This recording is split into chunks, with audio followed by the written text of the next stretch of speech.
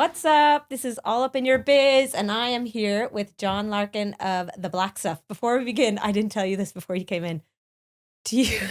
I'm like, the shit I do as a small business owner. Do you remember me sending you a box with a handwritten letter from Pause Penny saying, "Dear John, I'd really love to pick your brain." Can you remember that? I sent it earlier this year. Do you remember receiving anything? Oh, no, I don't. Oh, I'm so sorry. That was me. Anyway, I sent this box. I heard you on another podcast, right? And I was like, I mustn't have got it. I wouldn't you have must replied. have gotten it. No. Yeah. Oh, sorry. And I said, do you know what? I have got to meet this guy. I've got to meet him. I feel the so best. rude now. Look, listen, it could have ended up anywhere. Yeah. It's in the So I workshop sent. somewhere. I looked online to the address, so I don't even know where. Yeah, probably our workshop. Probably the Yeah. workshop. And I was like, I'm going to put in a handwritten letter to really make him notice me. Yeah. And I had to rewrite it like 3 times because I'm it's going to go looking for that. It might still be in the post box. We don't check the post very often. Oh, you don't? Well, it's a big enough box. So Okay, like yeah. maybe you got like a little slip. Anyway, look, here we are. I'm so sorry I missed that. But thank you for sending it. I will look into that. When did you send it? Oh God, Months it was ago. a long time ago. I'd say it was after you went on Gary's podcast. yeah. Because I was like, I have got to figure out this marketing stuff. I definitely would have replied if I'd read it. Like, I'm good at, I appreciate effort. Yeah. You know what I Well, mean? you were really good to replying to me. We were even talking about it before, that going on Instagram and leaving the voice note. Now everybody, do not bog down his DMs, please. He's busy and he tells me he doesn't do this too often. But even that voice message helps. Yeah, it definitely helped. It was more personable. Yeah. You know, I felt like, okay, you're a real person. Could hear you. Yeah, it definitely made a difference. Yeah, and you have to be 'Cause ballsy. And you get so many messages online these days. It's hard, and you're busy, and it never ends, and half of them are spam, and the other half are trying to sell you something, and, well, actually, most of them are customers, which are legitimate. But apart from them, you get lost in the shuffle, I suppose. But no, I was glad I responded to that one. So here I am. So here you are. So first, before we really get into the black stuff, manifestation. Are you a manifester? Do you believe in it? What are your thoughts on it? So I do. I believe in visualizing Okay. future success. I believe in setting goals. I believe in all those things. I believe in planning. I think all those things are great. So everything to a degree, I suppose. Yeah. Yeah, well, visualization is a huge part of manifestation, being able to see the goal. Yeah. And I'm big into that. Like, I'm doing something recently, which I would recommend to any entrepreneur, actually, because I'm trying to grow my business, right? But actually what I'm trying to do, and this is how I'm visualizing it, I'm trying to turn my top line into my bottom line. So this year's revenue, I'm trying to figure out how can we turn that into, it won't be next year's profit, but a year's profit, right? Yeah. And what steps do we have to take, and then to get to there, right? So it's pretty easy to work out, well, to make X profit, we have to sell Y. That's the easy part. And then it's trying to figure out, like, gosh, how on earth are we going to get there? And that's a form of manifestation. I think it's important to do things like that in business. It helps keep you focused, and it's important to have a long-term plan as well. Yeah, and be able to see it. What I do, because Pause Penny is much, much smaller than the black stuff. But what I do is I pull up all my orders that come through my email. So I have a fulfillment center that I got lucky, effectively. I think they liked me and they were like, yeah, we'll fulfill your product. But it's expensive. Yeah. Do you have a fulfillment center? Yeah. Yeah. Globally. Yeah, we've 4. Do you know what happened to me the other day? I was so delighted with myself. I got my first order to Australia. My manifestation boxes are €24. Do you know how much you had to spend on shipping? 50. 26. I've been that soldier. What do you do, great, though? somebody bought my soap. They spent €50. Like, wait, it cost me how much to post it? 50 in my case, the last time. I heard Rhonda Byrne from The Secret say that you need to write down all of your goals, and that focuses the brain. And I was like, yeah, it does. And that is why I created the Pause Penny manifestation box. If you want to manifest something in your life, get rid of the vision board and get your manifestation box, because you will write down what you want, and there are 7 steps.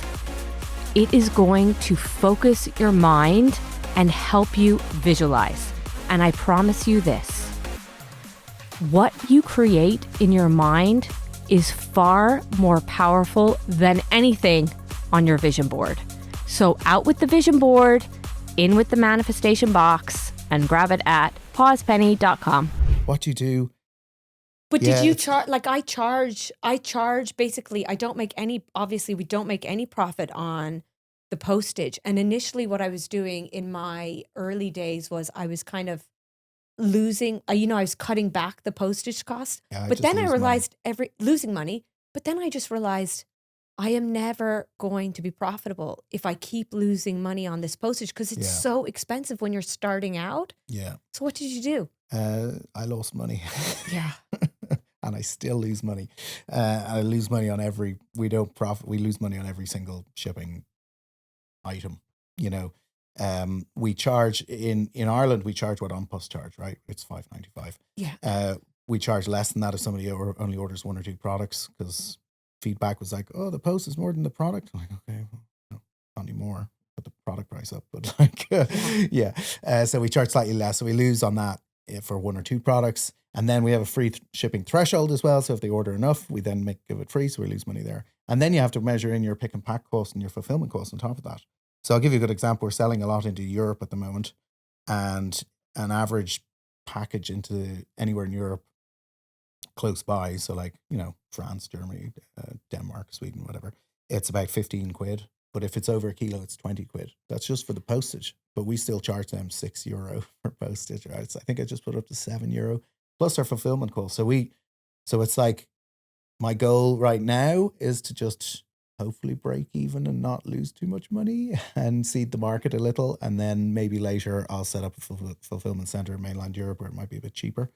So for now I'm willing to lose. With regards to Australia, like we set a price to like nominal price, because you don't want to go to a store and look and then it's like €50 to post it because you're in Australia. So I was just like, you know what, I'll set it to like 20 and hopefully they'll order with our average order value. Most people spend about 40, 50 quid. Maybe I'll break even, but it's only a handful, so don't worry too much about it. It's hard to make profit, especially with post. When you're posting stuff out. Yeah, and I just think I get asked all the time by the local enterprise office of like, do you have any feedback for us? I'm like, can you do something for us? Because these small business owners, now I wouldn't consider you small, I'm considering someone like me, just one person, like it seems just to be, we're killing us on prices. Yeah. It's just crazy. But what can you do? Well, when you take into account advertising costs, we definitely lose money if somebody buys 1 or 2 products on an order. You know what I mean? And like, we still like these type of customers, but we've got lots of customers who just like have a subscription for 1 bar of soap and it arrives every 4 weeks. We lose money on that customer guaranteed.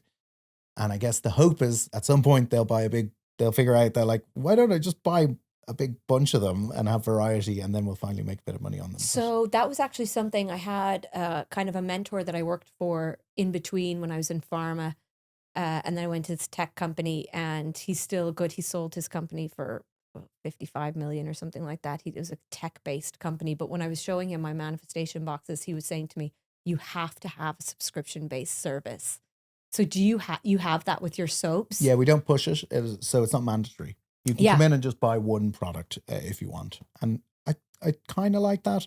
If I was purely focused on revenue and profit, I would probably put a minimum there. I'd say, no, you need to buy a pack of 3, let's say. Yeah. Because that would be way better for the business. I don't right now. And subscription, we allow somebody to subscribe to 1 product or as many as they like. So we're kind of being kind to the consumer, I guess, at the cost of profitability in some degrees. And we might fix that later, or we may not. It's kind of time. And where does most of the revenue come in from? Is it subscription, or is it just these buys? Subscription's about 8% of our revenue right now. Okay. Yeah. So the majority is just direct. Yeah. And in terms of subscriptions, would it be very Irish based, or is it more Yankees? It's a fairly good split. It tends to be people who are more price conscious because they get a discount, and people who are regular purchasers. So Yeah. we tend not to discount that much. We might discount a bit on the first order or give away a free product or something to incentivize that first order. But after that, you don't find us pushing a lot of discounts. And if you're a repeat customer, the offers you're going to get sent are like, hey, subscribe and save up to 20%, or subscribe and save 12% or whatever the bundle is. We have a few steps I take to try and get somebody into a repeat purchaser and becoming a regular customer. So we do discount a little bit there if we need to. But the goal is to, like, full price customers are what you really want. Yeah. Do you find a difference? Actually, you know what? When I was listening to you before and you were talking about this discounting stuff, I was in the middle of like a buy one, get one free. And it was totally what you had said about like, you're kind of in a panic fear, which is not manifesting either. And it's exactly what I was doing. I was like, oh, just make sales, do a September buy one, get one free. I have not since.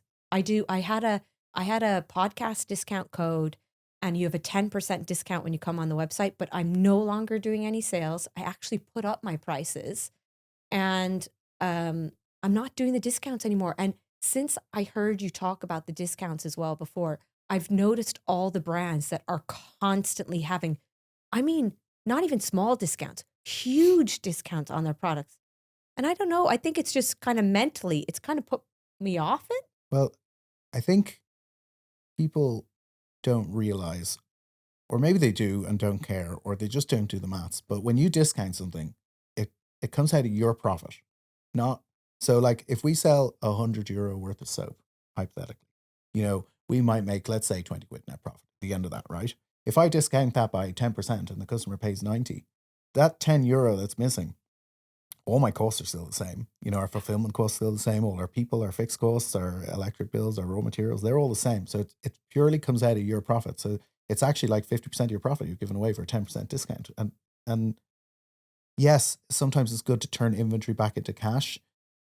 But if you're not that type of turning business where you need to turn, I just think you lose so much value.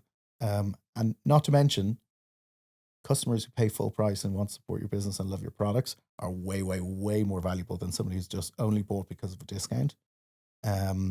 Because, it kind of just boils down to the type of customer you want to try and attract as well. Like, there's a lot of people out there, and if somebody can't afford your product, maybe, you're not going to sell to them. And like, it's challenging going forward, you know what I mean? Because you're always going to want to release future products that are more expensive. Like, Yeah. you're going to go up the value chain, not down the value chain. So I don't want to sound odd about it, but you're better off having customers who don't worry about spending money than customers who are worried about spending money. Yeah, it's not the abundant mindset. It's what I say. I like that. But like abundance, buy it. Yeah. Buy it for your husband, buy it for your partner, buy it. Just get the good stuff, pay for it. And we are priced at the premium end, and we just put our prices up again. How did you price your I found it really hard to price my product, and I put up the price, and I still look at it and I'm like, God, this is too, it doesn't, the margins are so tight. But when you were pricing your product, what were you thinking about? Like, how did you go about pricing? Yeah, pricing is difficult. Yeah. I came at it backwards, actually. So my kind of background is not soap making. Really? No, it's advertising, marketing, online, e-commerce. So like, I knew to grow the business, I would need to spend like 30 quid per customer on ads, roughly, let's say, to get a new customer. So I started from there, and I was like, if we're selling a product where the average order value was €15, for example, you're never like, you would need that customer to buy 3 times before you break even. Yeah. And like, those type of businesses exist, but they're venture backed, right? They raise funding because they have to. And I did not want to do that. So I just knew I wanted to create a premium product, a premium brand, right? So I wanted to be a full price that people think twice about buying, but that we can justify with great quality and all those things that come with having the margin to do that. So things like us continuing to make our products 50 at a time and hiring people to do so. We couldn't do that if our price was, more mainstream, more middle of the market, because we literally would not have the money to do that. You'd end up thinking like, how do I cut my costs? And is that like by outsourcing to a factory, or is it by cutting the actual raw materials? I'll give you a good example of that. We could cut our costs tomorrow in half of our raw materials, to like the cost to make a bar soap, by simply stopping to use essential oils. So we only use essential oils to create our unique blends of scents. But I could buy fragrance oils, which are cost next to nothing comparatively. And like half of our cost to make that soap is actually the scent profile and the natural essential oils that we use. And we buy in bulk. like, but some of them are really expensive. People often go, "Oh, what about sandalwood? Have you got anything sandalwood scented?" It's like, do you realize that a kilo of sandalwood is about 3,000 euros? Like it's, if you buy the real thing, but you could buy a sandalwood fragrance for under €100 for the same thing, and that's what 99% of other brands do, right? Yeah. Because only a lunatic would use the really expensive stuff. But it's kind of a line that I'm trying to draw. So we just don't use sandalwood. is the answer. Yeah. But we do use some really expensive things like vetiver and neroli and stuff like that, which are not too far off that. But we just use them sparsely. Yeah. So where did you get the €30 per person in marketing ad spend? Yeah, so I guess that's just historically my experience.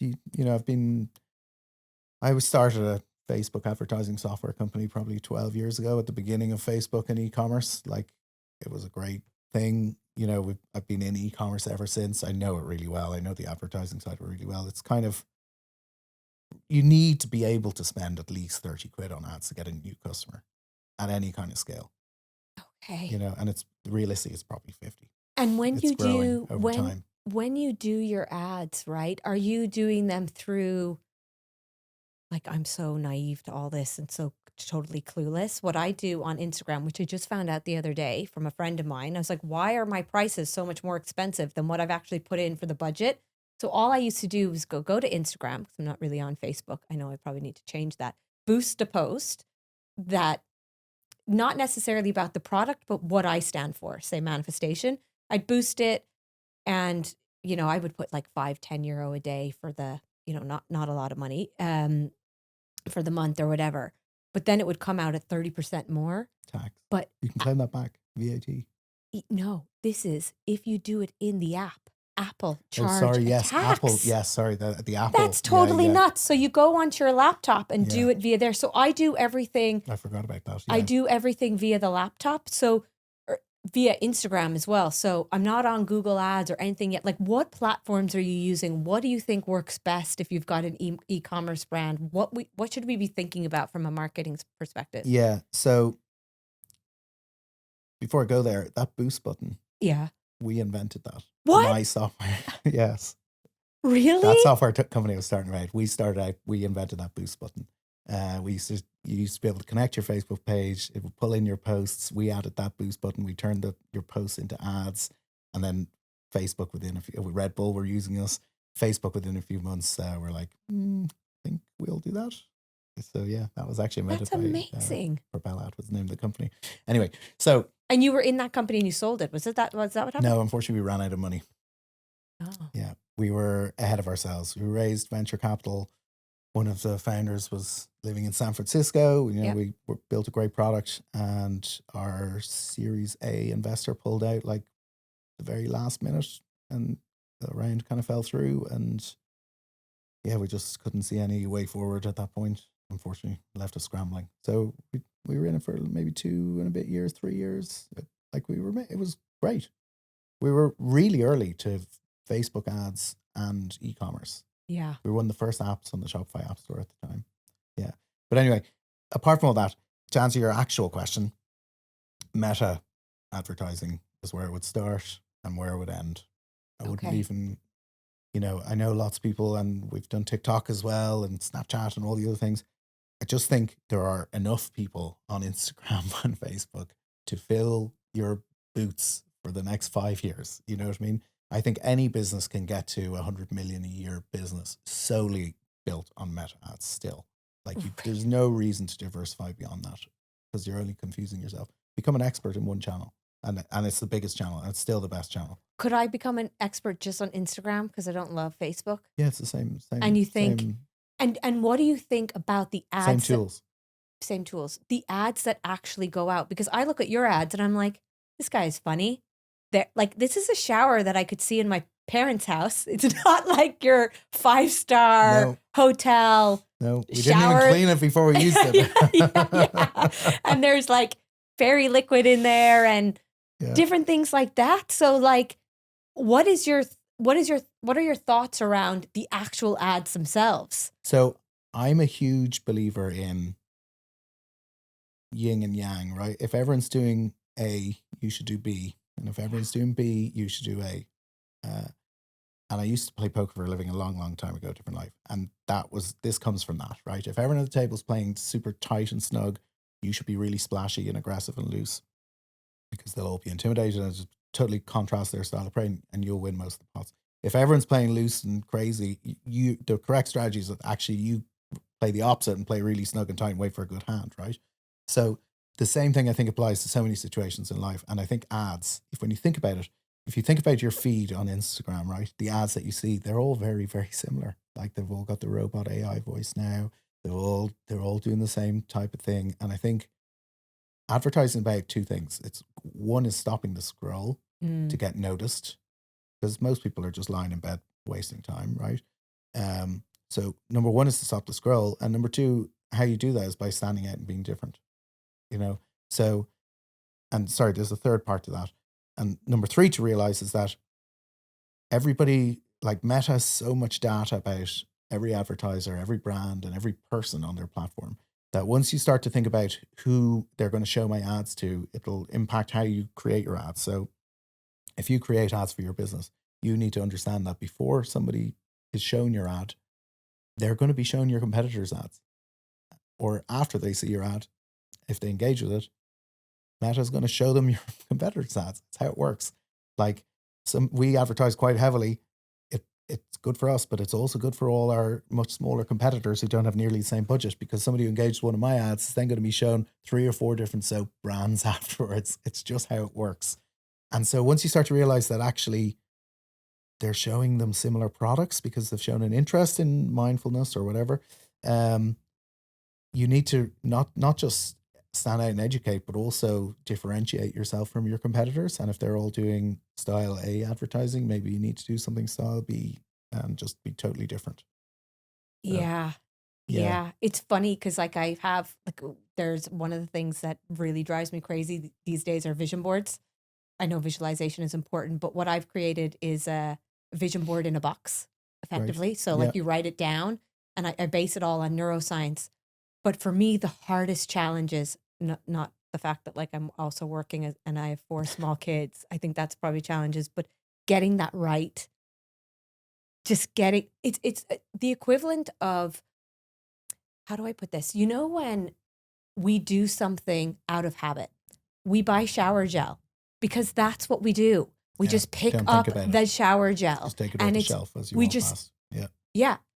So, and that's the same thing with the vision board. That's just the way people are taught manifestation. So how do you get them off the shower gel and onto the soap? Because recently I actually was in the office and it's totally changed my perception on soap again.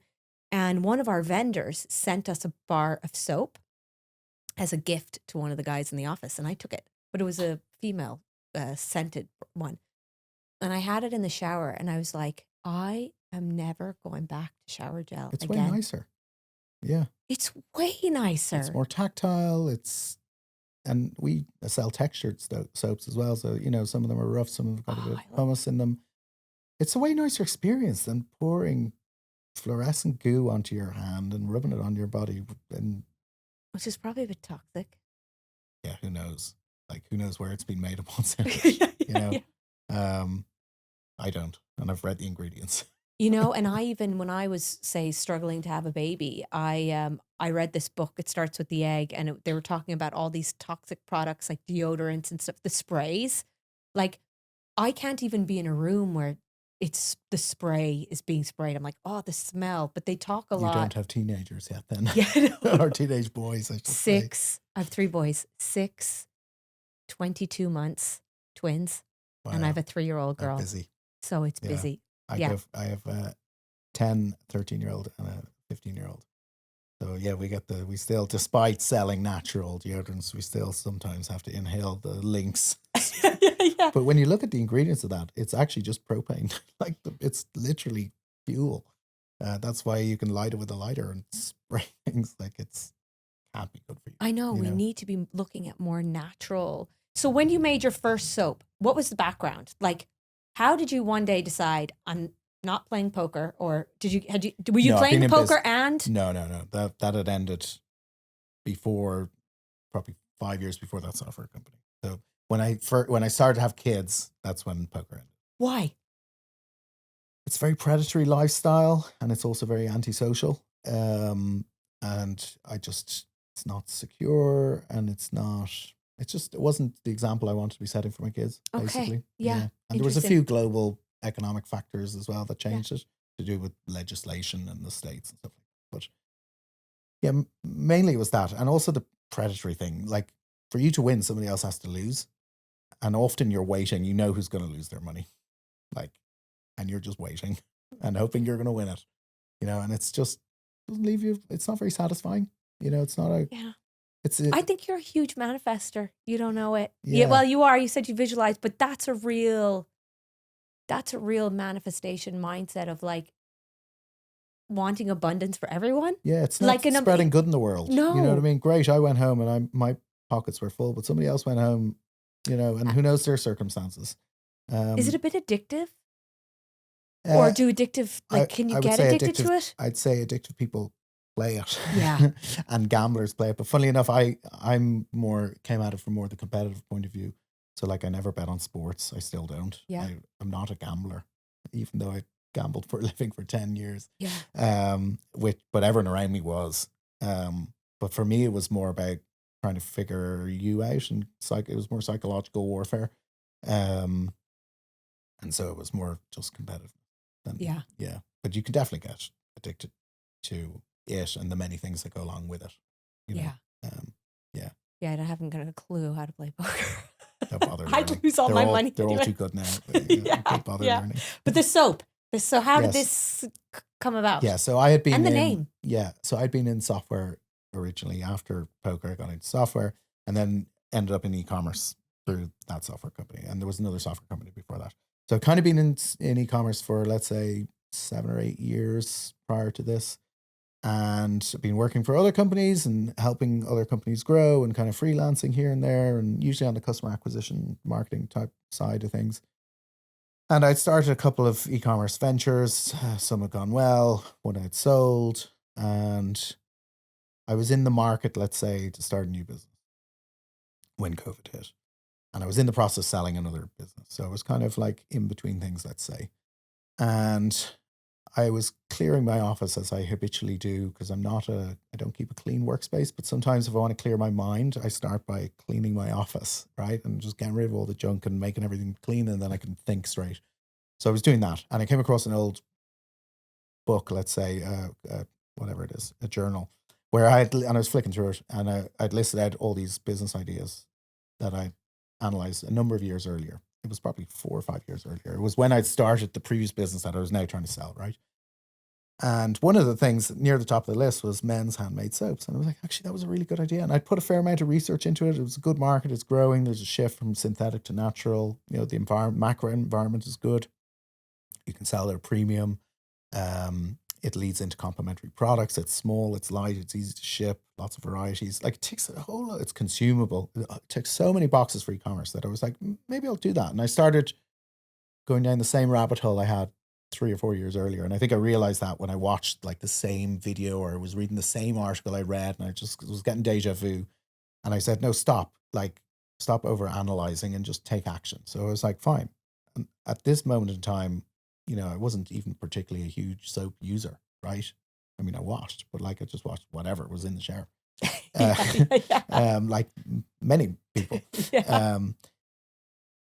And so I started to, so I was like, take action. Okay. So I'm like, okay, well, how do I take action? Well, let's find a manufacturer, obviously. Right. So we're going to find a manufacturer and then get some samples and then we'll take from there. So I found a few manufacturers, a couple in the States who were easy to find, one in Turkey, and contacted them. But it was January 2021, like deep lockdown and COVID. No, they were like, grand. One of them even took my money. No problem. Here, pay here. And then, a few days later, I was like, okay, when are you shipping this? And they're like, oh, shipping? We're not even in we're not in our factory or whatever. And I was like, okay, but I want to keep moving. So they were like, I don't know, maybe in a month or two we can ship you this stuff. So I'm like, okay, this is really frustrating now. So I thought, well, do you know what? I'll keep researching the product in the meantime. And I came across this video of somebody teaching you how to make soap as part of that, right? Like probably the same day. And I just thought, actually, do you know what? If I learned how to make soap, I bet I would make a way better product through the factory because I know what ingredients tell them to use, what scents I like, and all that type of stuff. So Amazon still shipped, thankfully. So I ordered a whole load of rudimentary soap supplies on Amazon and overpaid for everything, of course. And it arrived, a couple of days later, and I started trying to make soap in the house just as an experiment to learn. And yeah, I mean, the first time I made soap, I did make soap. Like it was solid. You could wash with it. It wasn't particularly pleasant. One of the first ones I made, I actually cut myself in the stomach with it because I'd used sand from the local beach as an exfoliant, which turns out is mainly crushed glass and seashells. It's maybe don't use that. You need to learn this stuff though, right? Yeah. Yeah. And I got quite into it, right? So I was making multiple different soaps and was trying to find the ingredients. And at the time I was trying to buy fragrances and, I was dabbling. But when I go into something, I'm all in or I'm out, right? Yeah. So very quickly I'm like making 9 bars of soap every day, but it's like COVID. in your kitchen. Yeah, my kitchen. Yeah. It's COVID. Nothing else is happening. Yeah. Like we're homeschooling the kids. We're not allowed to go more than 5K from the house. You're like a supermarket once a day. You're having cans of Guinness with the neighbors under the lamppost, social distance. It was bizarre time, right? Yeah. So anyway, let's say a week or two passed or a few weeks passed and I'm kind of getting into it and I'm enjoying the process. It's kind of, it's actually, I've never been a crafty person. I'm not really that type of person. I don't cook a lot, but I am able to follow a recipe and stuff like that. Anyway, I'm getting quite into it.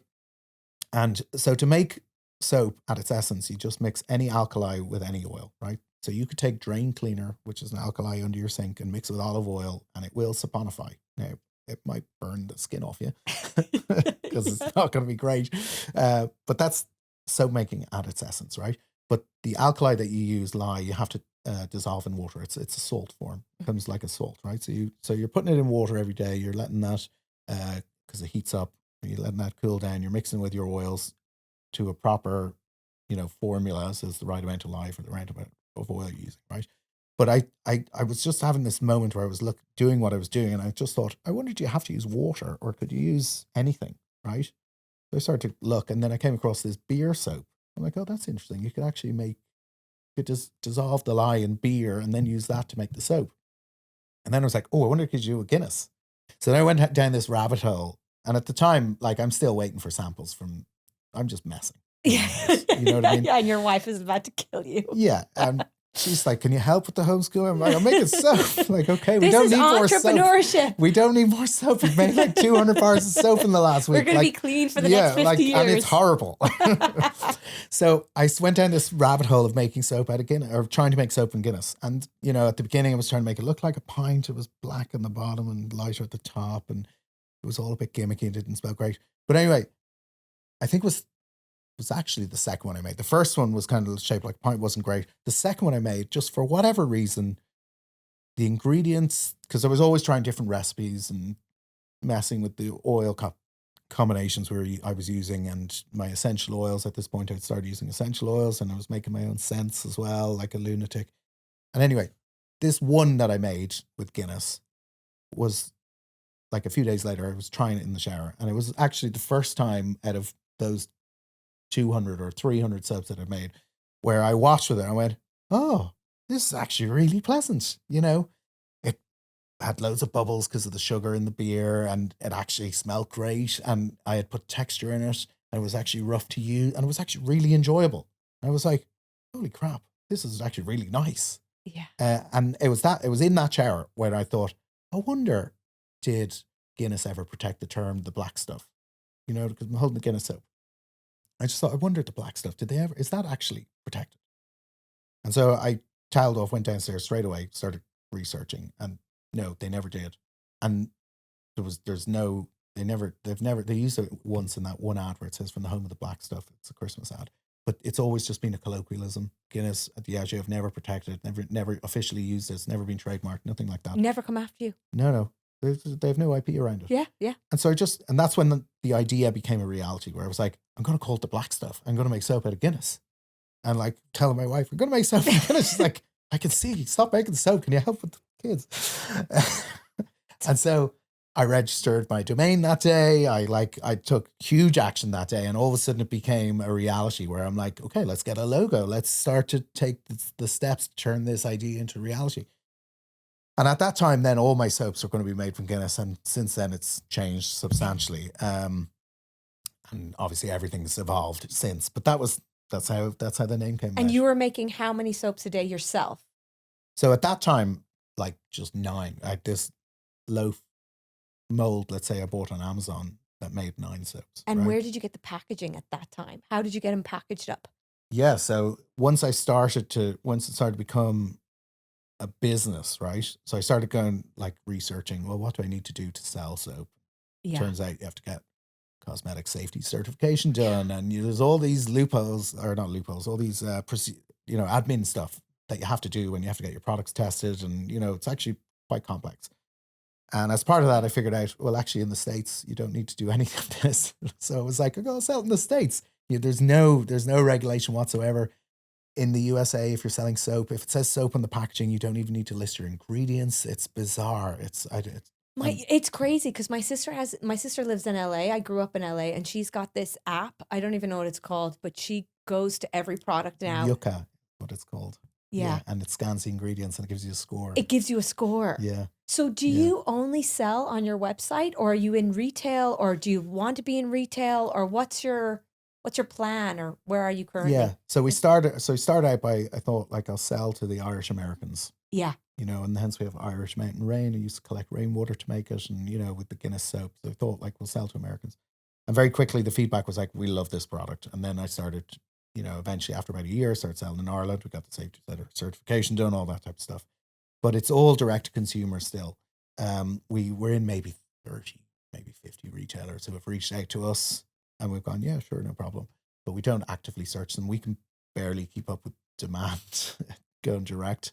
So if we layer it on and retail, we're not ready for that yet. Well, we kind of are, but we're kind of not. Do you want to be in retail? Like, is it just more brand exposure, or are you just like I feel like the margins in retail just screw you, but it's more about getting the exposure? Yeah, we do have the margin for it because we do sell at a premium price. So, typically the retailer is going to want half to buy it at half the price you're selling to the customer, right? And then you have to factor in things like VAT, and like it takes a lot of the money out of the product. But, we would still technically make some profit there selling to a retailer. Do we want to be there? I think yes. In the end goal is to be in retail, but not in like the Walmarts of the world, but in, the small family owned store where you go in and it's the owner of the store is there and goes, oh, have you tried this soap? It's brilliant. Those type of stores rather than mass supermarket, because we don't want to compete with the products that are being sold for like €1. You know what I mean? That's not, we're actually making a high quality handmade product. We're just kind of have managed to get it to scale. Yeah. And how many soaps, like you just, I saw on your Instagram, you said earlier, 100,000 orders, just like, not even 100,000 soaps, guys. This is 100,000 orders. Yeah. And we're at almost 120,000 now. Yeah. And you asked how many I used to make. So at the beginning, I used to make 54 soaps at a time, which was 6 molds, and it fit into one, if you can imagine, one big bowl. It was that amount of oil and lye and scent, and it poured into 6 molds. So, but we still make it the exact same way. We still make 54 at a time. Did you ever get the Yeah. samples from Turkey? They did. Sorry. What Yeah. were they like? They eventually arrived. But at that point, I was all in, and I had my packaging. I made it design. I had that designed. We made it in China. Packaging. You know, we went to Irish companies first to try and get quotes, and it was just cost Oh, prohibitive. well, I did you know. I did the same. So I went through an Irish supplier to get my packaging. And they're probably buying from China anyway. And They they're are. just reselling. to They you. are, Yeah. and which is so I don't know how to go straight to the manufacturer. I need to figure that out because and then and I ordered a massive quantity of And boxes that's the problem. because I was like, I'm going to keep the cost down for the consumer to a certain degree. Yeah. But sure, then I had to put it into storage, which Yeah. is €300 a month, by the Yeah. way, and the prices are going up. But anyway, so then I decided, you know what? I want to be a little bit more sustainable, yada, yada, yada. So I got in contact with the guy that sold the chocolate company. What's it called? They're down in Kerry. Can't remember his name, but I was like, who makes packaging? Who makes packaging boxes? Now, it doesn't need to be for food, but any sort of packaging. So I contacted this guy, Skellig's Chocolate. And I contacted him and I said, can you let me know who you use? So he gave me a couple different names. So I went to one that was in Poland and I said, can you make me a box? I'll show you what my box looks like. It's really nice. What they came back with was treble the price and it was a disaster. It was like I was like, what the hell is this? 3 times the price. Yeah. So as much as we want to be sustainable, it's expensive here or in Europe Yeah. on our seriously. doorstep. But then you have to have 20 weeks of a lead time to get this product here. Well, do you know why there's 20 weeks of a lead time? Because they put it on a boat. Because they order from China. Like, it's unfortunately the way of the world when it comes to things like packaging, and like it all comes from there because Yeah. you know it's You have to, because it's the only way to keep the cost of the product down. yeah. I pay as much to get it here from there as we do to actually make the product. Yeah. You know what I mean? But it's still Well, 100% cheaper than making it here. yeah, what I do is, so I have the product, the box, and that comes from China through my Irish distributor, but all the inserts in the box I get made by an Irish printer. printer Yeah, in which is Kerry, good. which my parents live in Kerry, and Yeah. I part of Which my is life. great. Yeah, so something is And Irish. like I've tried to get quotes here because often we do like often we're not organized, right? And so it's like, shit, we've got a new product launching, you know, what are we going to do? We need packaging. And then you're flying it in and it gets really expensive. I'd love to have a good partner, but it's like you're being quoted like, you know, nearly €1 a box type thing. And Yeah. it's just like, well, that's obvious.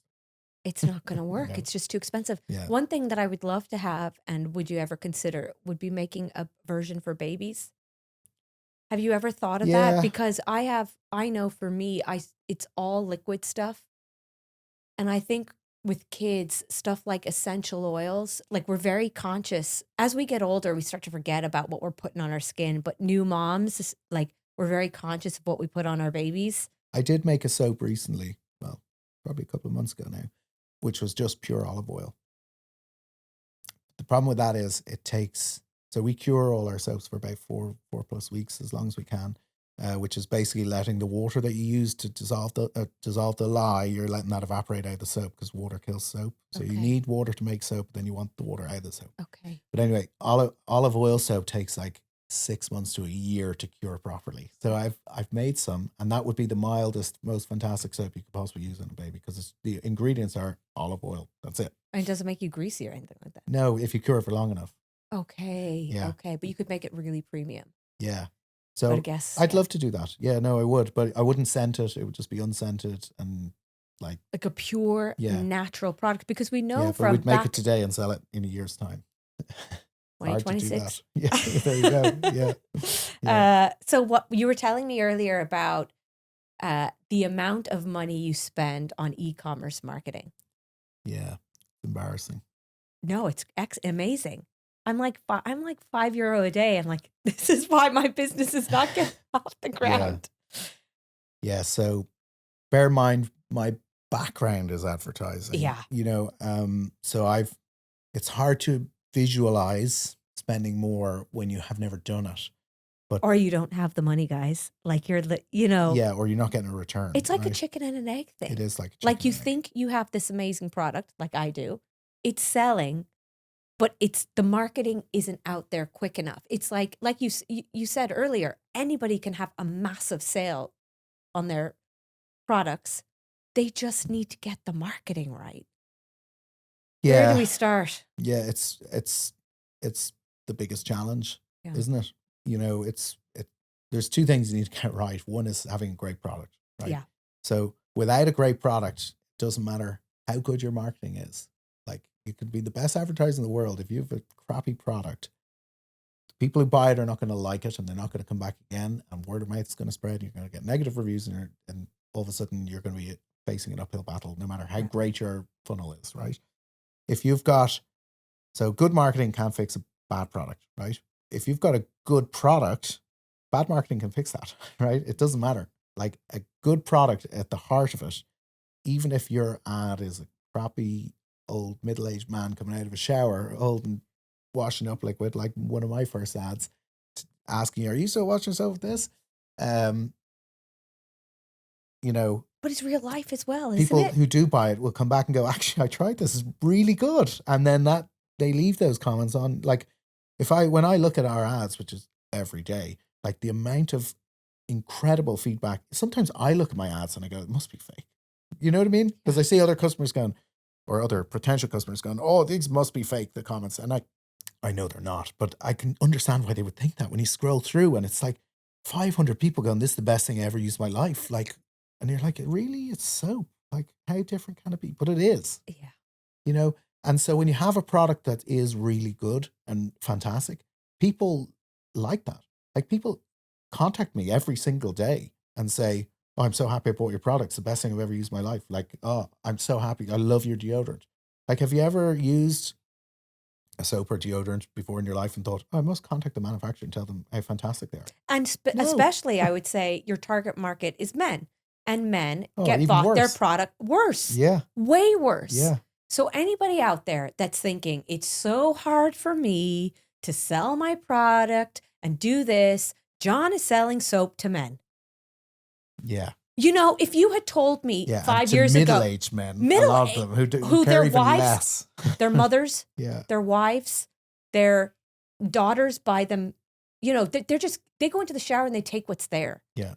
Like, they're not really, you know, until they met the black stuff. Now they have vast collections of soap that they have the pick of the land. They're like, what scent am I going to enjoy today? What scent am I going to wear tonight? Yeah. That's what I always say, a lot of people contact me and like, I'd really like to manifest a soulmate. And I always tell them, you know, buy a toothbrush, put it in your bathroom. If it's, you know, you want to meet a guy, well, buy a bar of the black stuff. Yes. Keep it in your shower and be like, my soulmate is going to like the good stuff. They won't want to leave. yeah. I want to go back there. You and me are going to be doing an ad together. How to manifest. No problem. Slight diversion, but listen. Yeah. Get a bar of the black stuff. Put it in your shower. I'm going to tell. I'm doing a challenge at the moment. I'm going to tell all the ones that are manifesting soulmates. Now, get a bar of the black stuff. Put it into your shower, and he's going to come along. And you're gonna manifest a premium guy. Yeah. Yeah. Why not? Why not? Exactly. Yeah. Exactly. But for somebody that's like maybe starting out, maybe doesn't have a lot of money. So let's say you only have a little bit of money to put behind ads, like you don't have a lot. Like, how does the algorithm work? Like, will it help you start, or like how many touch points do you really? Because they always say 7. Yeah. Is that really true? It's probably more. Really? Yeah, probably 20 plus. The reality, like the amount of people I meet who go, gosh, I see you all the time. Every time I open Instagram and see it, I'm like, yeah, have you bought the soap yet? No, maybe you should.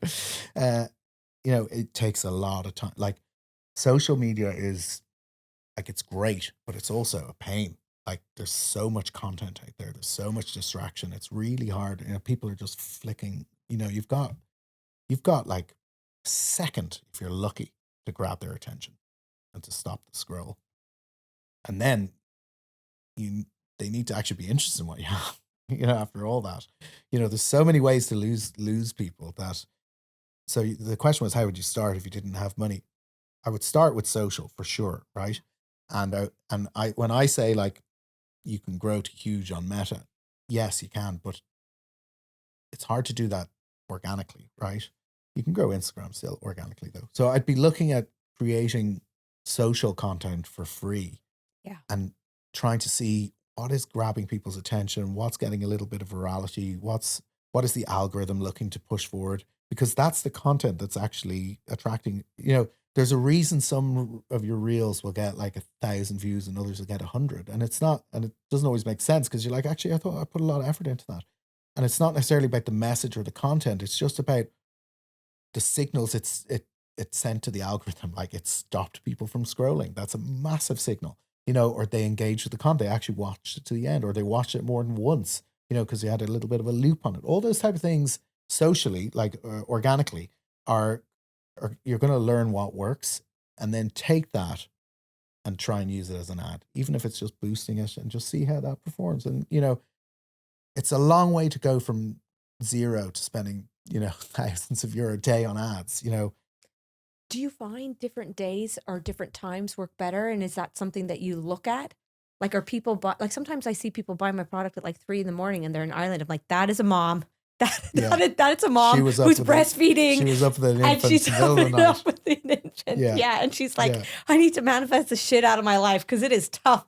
Yeah, I've done that. I'd be like, that guy was definitely drunk last night when he pulled all that soap at 3 a.m. Yeah. You're like, this is Ireland. This is 3 a.m. Like, what were you doing? For us, time-wise, evenings are always better. Okay. Yeah, we sell way more in the evening than during the day, but we don't. I always think I should, but I still don't. The ad spend gets spent evenly over the day. But if I was on a tight budget, I might think about only running, you can day part. It's called day parting. Where you can? Yeah, you can tell the algorithm, actually, I just want to show my ads from 6 p.m. to 9 p.m. Or, you can do that now in Meta advertising. I need to figure that out, because I always find Saturdays. You've got little bang for your buck. Yeah. Okay. And then the other thing I would say is, when you're new to it, your instinct is to go in, because you can pick like demographics and age and interest and all that type of thing. So your instinct is going to be like, I know exactly who my customer avatar is, and they're between 30 and 40, and they're new moms and like all these things, right? And let's say we're advertising in Ireland, so your pool of 2.5 million Facebook or Instagram users has gone down to 1.3 million when they're just female, and then that little slice within, and all of a sudden you want new moms, and all of a sudden you've got like 10,000 people, and you're like, yes, they're my folk, right? But that doesn't work. Okay. That's our instinct. And that used to be how it worked. 10 years ago, that was definitely the way to do it.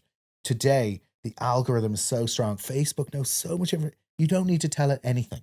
Just tell it, I want to target women, or I want to target men, if that's relevant to you. If not, just put it out there. And it'll find people, it'll very quickly learn what your product is, and make sure you use, not like hashtags, but make sure you use like words that help it understand what you're selling. You know what I mean? If it's a journal, make sure you use, and this is probably good anyway for your potential customer, that you explain, like, if we make ads that don't mention soap, it's confusing to the algorithm, because it's like, what is this for? But if it says like, oh, it's handmade soap for men, like in my copy, like I know the algorithm's reading that, and it's like, well, we know these guys are also looking at these other ads that say handmade soap for men or soap for men, so we'll show it to them as well. The same with journals or whatever we're trying to sell. Like, make sure it's obvious to the algorithm, and then let the algorithm figure out who to show it to, because that's like, we can't compete with AI. Yeah, the algorithms of Meta. Like, no matter how good. And I did that on one of mine. I was like, okay, I'm going to pare it down to who it is, blah, blah, blah, blah. And then I only did that once. And after, because I realized actually that I think my target market is like 30 to 45. And then I'm, like I said, I was doing this manifestation challenge. The amount of women who are in their 40s, 50s, 60s that love it. 60's the new 40. Yeah, it must be. And they're actually the best crack. Yeah. They like also, just have so much. Do you know another good way to think about it? Do you ever go and you look at a website, let's say Halloween time, right? Yeah. You go and let's say you went and you looked at Halloween decorations.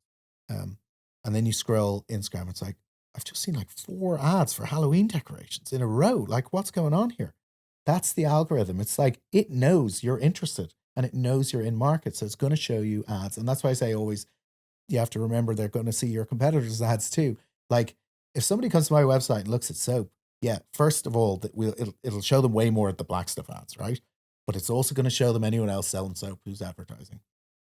So that's how you can benefit when you've got a small budget, is piggyback on bigger brands who are in the space. And just, I'm not saying like copy them or anything, but make sure that you're using similar language in how you describe your product, so the algorithm knows this is a similar product, so that it'll show it to similar people.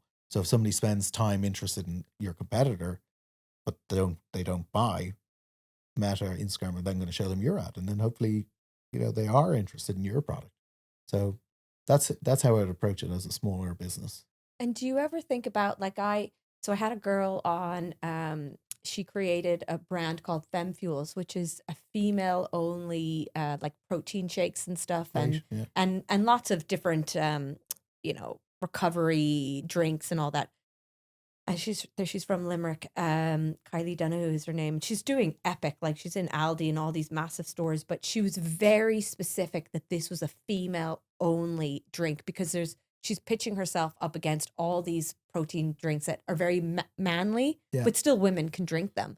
Have you made like a conscious decision? I'm keeping this for men, kind of, and men only, and focus on that, because you'll become known as the men's brand in soap. Do you know what I mean? Yeah. And so I think she is spot on in that strategy. I think if you try and appeal to everybody, you end up appealing to no one. Yeah. And like, it doesn't mean you can't appeal to, we've got lots of female customers. Thank you. And we've got lots of products that are unisex, and, but most have been introduced from their husband or their partner using our products. And they're like, actually, that smells really good. Maybe I'll use it. And the same with our deodorants. So we don't specifically say it's not for you. We don't want to alienate anyone. And yeah, it is a product for men, but anyone can use it. But the reason it's for men is just down to me. I just make things that I like. Like, half of these products, when I was making them, my wife would be like, I don't like it. Oh, I do. Yeah. It doesn't matter what I don't care. Thank you for validating. Yeah. I'm delighted you don't like it, because I love it. Ask you to make her soaps, or does she use the unisex ones? She just used the unisex ones. My daughter insisted that I make her a lavender and orange deodorant. At one point, she's 13. And so we do sell one female-focused product, which is Amy is her name, which is Amy's Lovely Lavender. So we do, it was initially a secret product. You could only buy it if you knew where it was. So it was her and her friends knew it, and my wife and some of her friends knew where to buy it online on our website. So you had to find the link, right? But now we just sell it, and actually it sells quite well. Yeah. I'm going to look that one up. Yeah. So finally, what are you manifesting now? What does the business look like? Where's it going? What's your goal? What's your dream? Yeah. So I'm trying to build a business for the ages. You know what I mean? When I think about this business, I'm thinking like I'm working obviously day to day, but my plans are like, where's this going to be in 10 years or 20 years? And, I'm not building this necessarily to sell. That's not my goal at all. I'm trying to build something fantastic that I like for me. Yeah. And making products that I want to buy and use and wear, or wherever it ends up. It's kind of a selfish thing. I've basically made stuff that I want, and like, thankfully there's other people out there that like what I like. But it's all like, every product we release is just because I want it. It's not driven by, like, people go to me all the time. Give a good example. Oh, could you make a beard oil? Like, yeah, I could, but I don't have a beard. I don't have a beard. Or what about shampoo? Are you going to do shampoo? Surely do shampoo soaps. And I'm like, yeah, I just wash my hair with the soap. Just rub it in the head, and it works great. I've been doing it for nearly 4 years. Yeah. And it works perfect for me. So am I incentivized personally to make? No, I'm really not. So it's way down the list, because I'm really just making things that I like. I actually can understand that. I really can, because I've been asked a couple of times to make kids products, like kids gratitude boxes and that. And I'm like, I'm a mom, and I know with my kids, monkey see, monkey do. You don't need this fancy schmancy stuff for them. I like it this is what I like. Yeah, and even though I know they say you should make something that solves a problem or whatever, but yeah, see, I don't do that either. Well, You know, and we don't sell like that either. And I'm not mad keen on that. You know, other people are like, ooh, the shower gel, it's really bad for your skin. And we just don't really go there. It's like, either don't. Like, it's really nice. We enjoy it. You know, it's you don't always have to have a problem you're solving. And that's another thing. Like, every ad you see on your feed is like, you know, some AI character telling you the world is ending unless you buy their product. And it's like, it's really not. Like, you know. Yeah. So sometimes being different is better. And I'm approaching this business like literally the most opposite to poker, if you think about it. It's like, we're honest, we're transparent, we don't lie to our customers, we share everything, we share financial figures on my Twitter. It's literally as open book as you could. If you want to ever build a soap company, follow me, because I show you how to do it.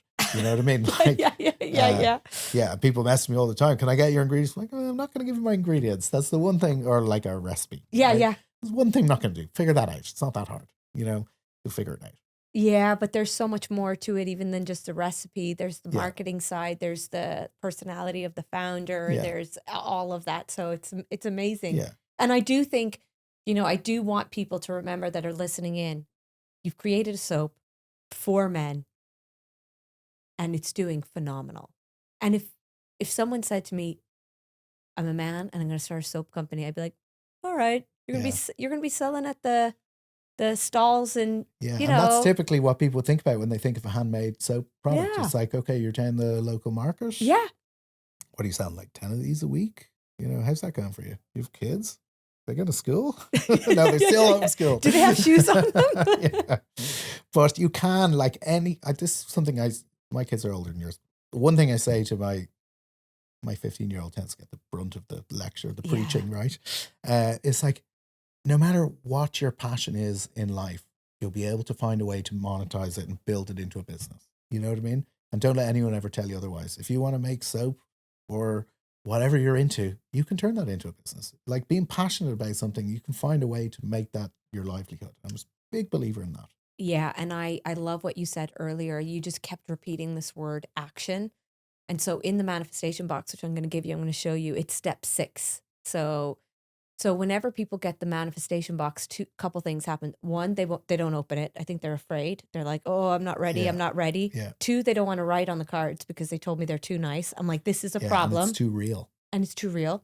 But third, a lot of people have come back to me and said, God, this action card is the one that's given me the kick up the ass, because you have to write down, well, what action am I going to take in order to make this? And sometimes we have to stop talking ourselves out of it and just do. Yeah. And your brain does do that. Like, I'm a huge action taker because I force myself to. Like, I keep lists and I'm just like ticking. And like, often I write down things I've done already just so I can tick it. You know what I mean? Yeah. I did that. And a lot of that comes back from an old boss that I worked with years ago, where he used to call me Johnny, and he's hilarious. He'd be like, well, let's do it. He was old school. He was like, let's pick up the phone now. Come on, we're ringing. And I'm like, wait, let's think about this more. And he's like, no, I'm ringing. Like, and he was a huge action taker. And it was my biggest takeaway from that job was, you know what? If for whatever he did, he took action and stuff happened. You know what I mean?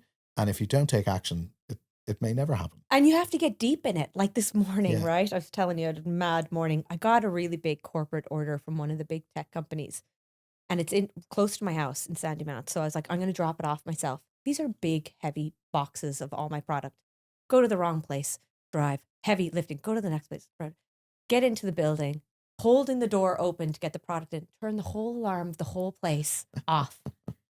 And I'm just thinking there to myself, for the love of God, what am I doing? You know, but Making you have an entrance. Making an entrance. The girl comes out, she's like, what are you doing? Security should be with you. I was like, shit, just take the product. I'm going. But I just think you're going to look back, I imagine, someday at making those 9 bars of soap and be like, those are the good days.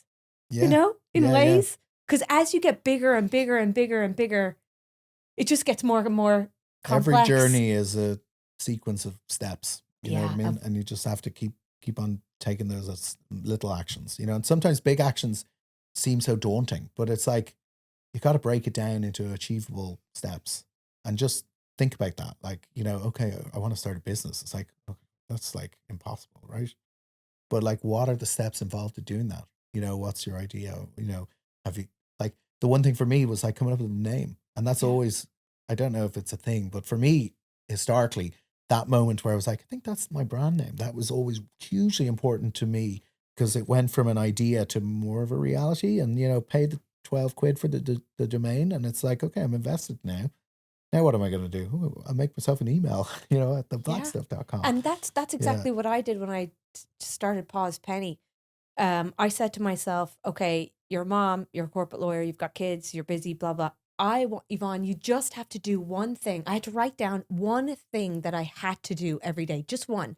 So it could have been reaching out to a mentor saying, hey, can I pick your brain on this, setting up a bank account. I think that's so important. It was tiny things. And today now my action is I have to email one person every day that I know. So if they like a comment on LinkedIn and I kind of know them, they're lawyer, hey, can I send you my pitch deck for my product if you guys are into wellness? Memo.